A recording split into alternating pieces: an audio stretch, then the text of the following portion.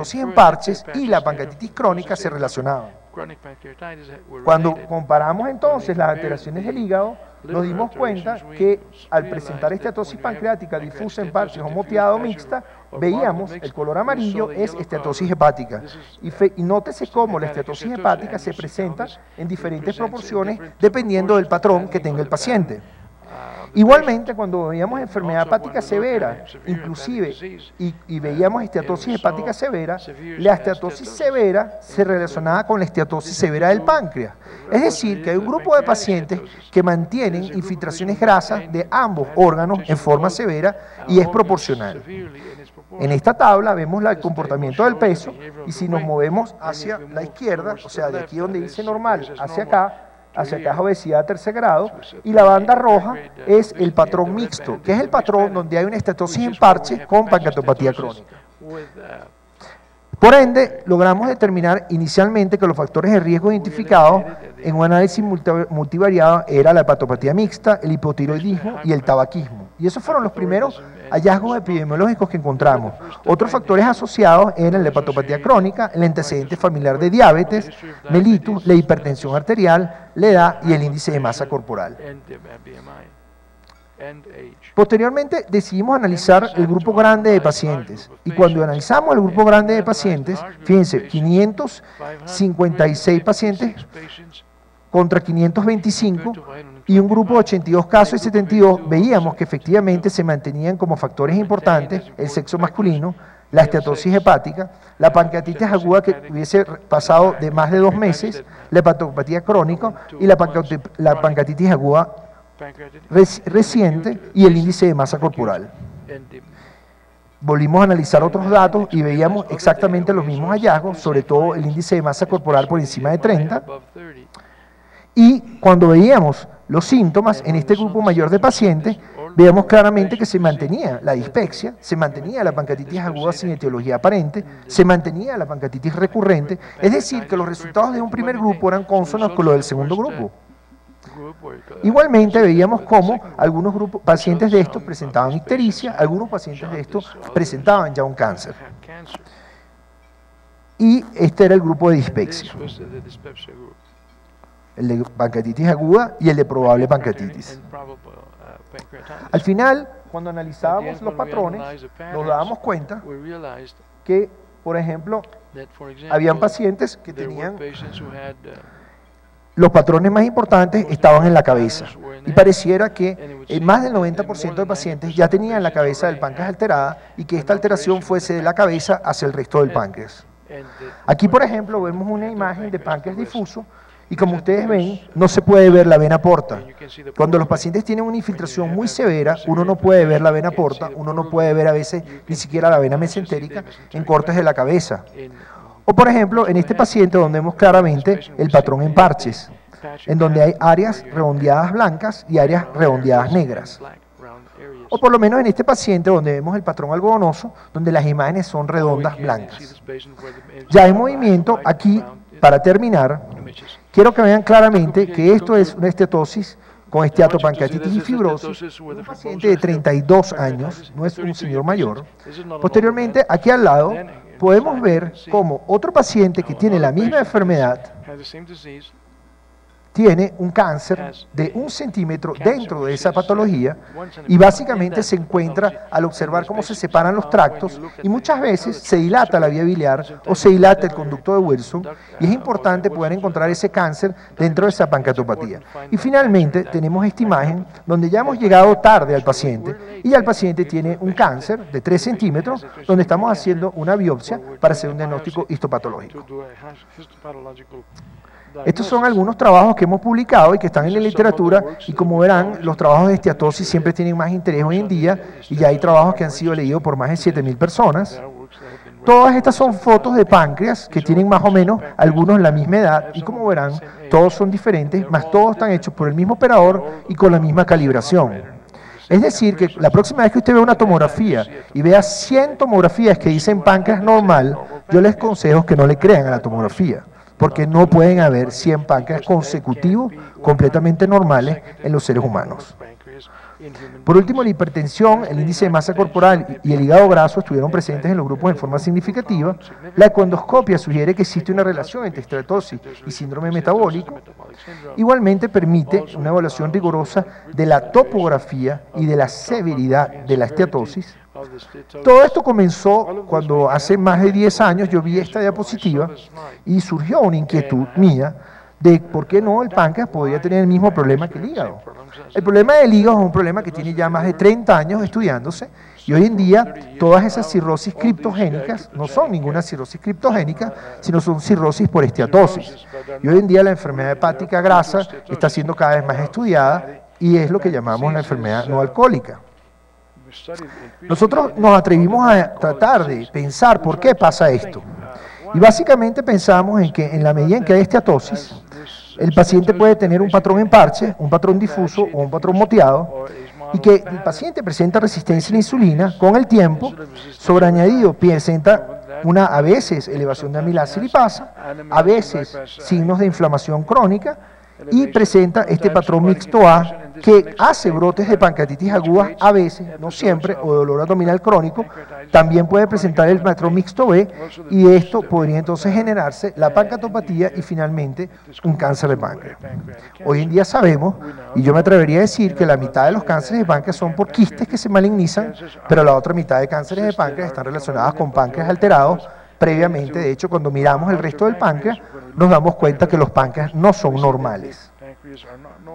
Y el futuro de esta investigación es que, gracias a lo que mostró el doctor Giovannini ahorita, tenemos la posibilidad de introducir una sonda, que es un microscopio, y que nos va a permitir ver la celularidad pancreática, y vamos a poder ver esto, por ejemplo, como se ve aquí abajo, los adipocitos, o vamos a poder ver los acinos, y por qué no soñar un poco y tratar de determinar un día en el futuro la displasia pancreática por confocal, poder hacer un diagnóstico precoz de displasia pancreática, poder operar a un paciente y salvarle la vida y que ya el cáncer de páncreas deje de ser un problema mortal como es hoy en día. Bueno, esto los dejo con estas fotos de las nubes, que es como se ven los páncreas, y muchísimas gracias. Muchas gracias, Leonardo. Continuamos con la siguiente conferencia del doctor Mark Giovannini sobre el estado de arte de actualización a 2015 del ultrasonido endoscópico diagnóstico.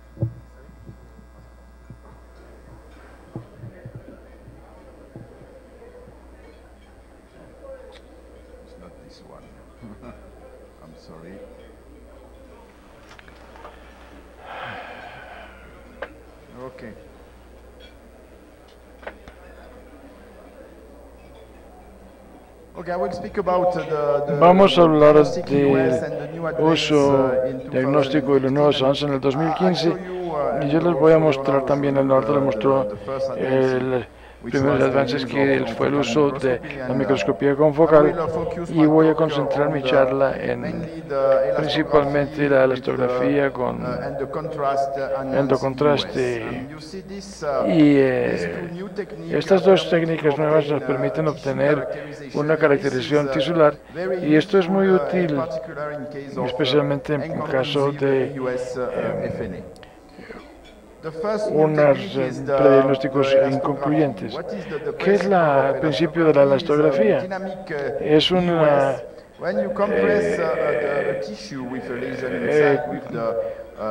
eco diagnóstica es cuando uno se comprime, el rayo que emite la sonda regresa a la sonda con una distorsión. Y esta distorsión es una función de elasticidad del tejido. Y el tejido blando induce una gran deformación y el tejido blando produce una deformación pequeña. Esta máquina puede decolorizar estas diferencias de distorsión del azul, y los tejidos duros aparecerán azul y el tejido duro será rojo. Y en la mitad será lo normal, los cambios inflamatorios del tejido. Este es el aspecto del páncreas normal, utilizando la elastografía en el cuerpo del páncreas.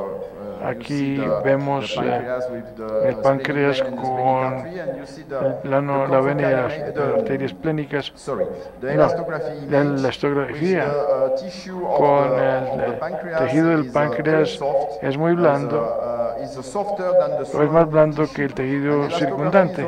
La elastografía es una manera de comparar la elasticidad entre los órganos blancos y los tejidos circundantes. Aquí vemos el páncreas muy blando y el cirujano lo sabe muy bien. Esta es una imagen de un cambio. Este es un adenocarcinoma de la cola del páncreas. Y vemos que el patrón de la elastografía es mixto, con áreas blandas y duras, y las blandas son la parte necrótica de la lesión, y entenderán que si uno hace una biopsia en esta área nomás, solamente tendrás necrosis en la biopsia, que te dará negativa. Aquí vemos otro tipo de lesión, que es azul, muy bien definida. Este es el páncreas normal. Aquí el tumor, y este es otro tumor del páncreas. En los neuroendocrinos hay menos necrosis que en los adenocarcinomas pancreáticos. Esta razón explica la forma de la lesión. Este es un caso interesante porque esta paciente se envió para nuestra ecoultrasonido debido por una pancreatitis aguda. Yo no hice la biopsia de esta lesión porque esta lesión era muy blanda, era como el tejido pancreático normal, y esta desapareció 3 meses después. Simplemente era una secuela de una pancreatitis aguda. Y este también es muy interesante, la imagen de la pancreatitis crónica. Aquí les muestro el páncreas normal, verde con el tejido circundante en azul, pero la pancreatitis crónica, la imagen es a la inversa, porque el tejido del páncreas es muy...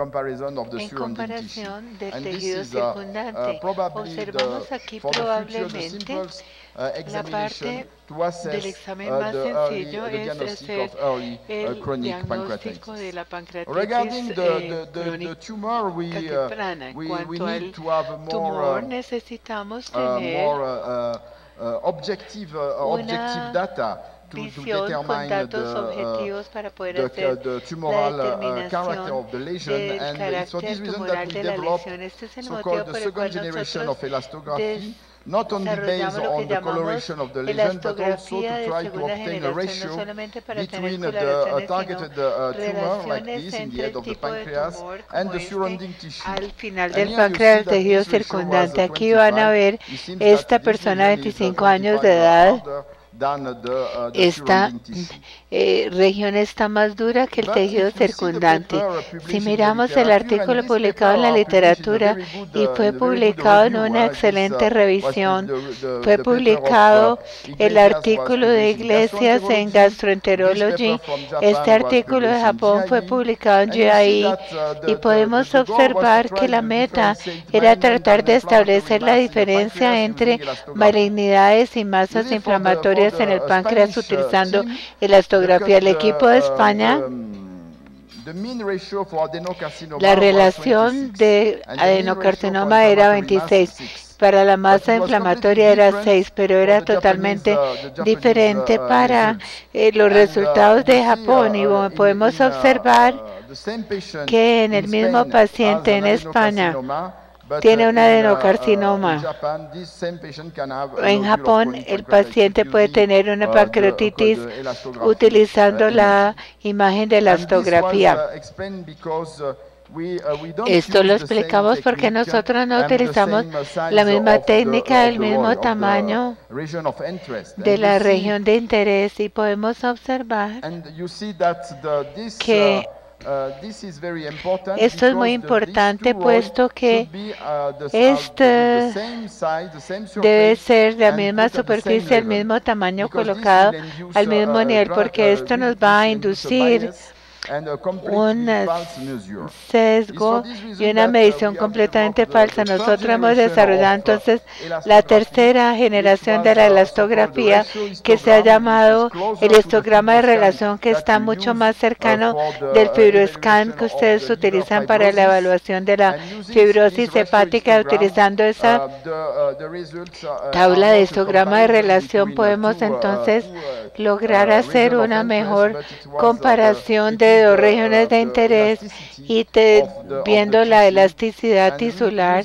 y utilizando este histograma de relación podemos nosotros hacer la diferenciación de tejido inflamatorio de masa maligna utilizando el EUS elastográfico en el páncreas con un 88% de exactitud, y este es un metaanálisis publicado hace 2 años. Vamos a hablar ahora de la segunda técnica, que probablemente no sea más interesante, pero sí más fuerte en cuanto a datos de la literatura, y se llama el uso de Sonoview, que se trata del medio de contraste para ultrasonido, y la meta de este Sonoview es aumentar la vascularización de la lesión.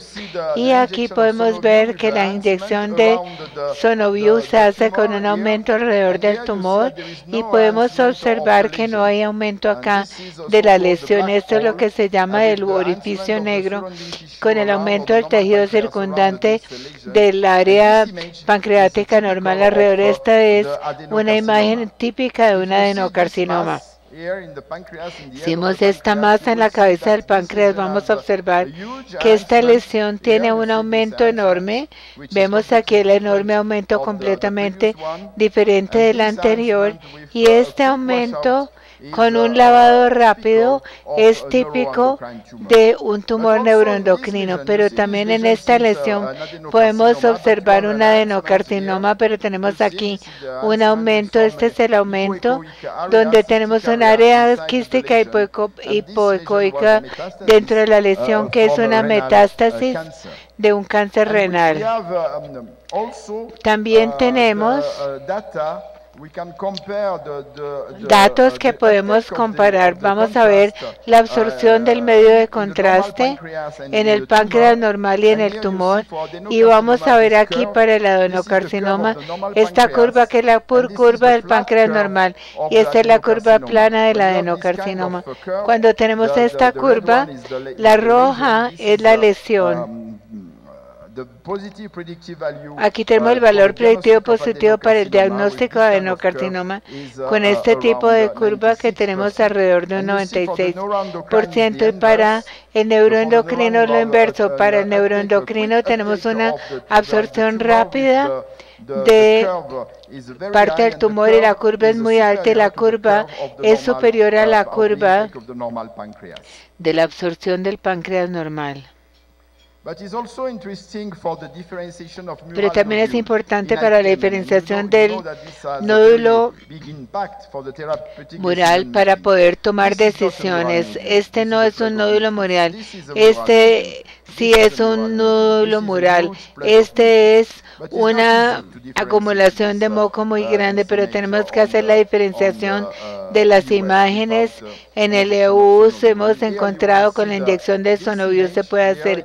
Esta imagen que tenemos acá es muy difícil saber si es una acumulación de moco o si se trata de un nódulo con pus, y vamos a ver aquí hay un vaso adentro, un pequeño vaso dentro de esta lesión, y aquí tenemos esto a favor del diagnóstico de un nódulo mural y no una acumulación de moco. Y acá tenemos los resultados en la literatura. El uso de EUs de contraste para la masa pancreática. Vamos a ver que la exactitud es muy elevada. En el estudio francés vemos que la exactitud del EUs de contraste para adenocarcinoma es equivalente al diagnóstico de USPN y hay acuerdo entre los observadores del estudio de Japón. Igualmente, este metaanálisis nos muestra que el hallazgo de EPO y adenoma es un predictor de adenocarcinoma con un valor predictivo positivo de alrededor de 96%. Igualmente, para la diferenciación entre una pancreatitis con adenocarcinoma, el uso del índice cuantitativo del método de contraste CUEOs que ya les he mostrado. Aquí muestra la curva de intensidad de tiempo que tiene una altísima sensibilidad y especificidad para la diferenciación entre pancreatitis tumoral pseudocrónica y adenocarcinoma por pancreatitis, pero también en el tumor extranormal se puede utilizar y vamos a ver un video para que entiendan. Este es el video de una enorme lesión hipoecoica desarrollada en el duodeno y el diagnóstico era el diagnóstico de GIST, pero acá vemos que tenemos un aumento de la parte inferior de esta lesión y el diagnóstico final en esta lesión era un leiomioma. Aquí podemos ver en el estómago que tenemos una lesión en la submucosa, vemos que es completamente diferente. Vemos un aumento de la lesión acá, aquí tenemos un aumento completo y la parte periférica en relación a la parte central. Esta lesión es un GIST con un bajo grado de malignidad y aquí podemos ver esta lesión donde vemos la absorción muy rápida.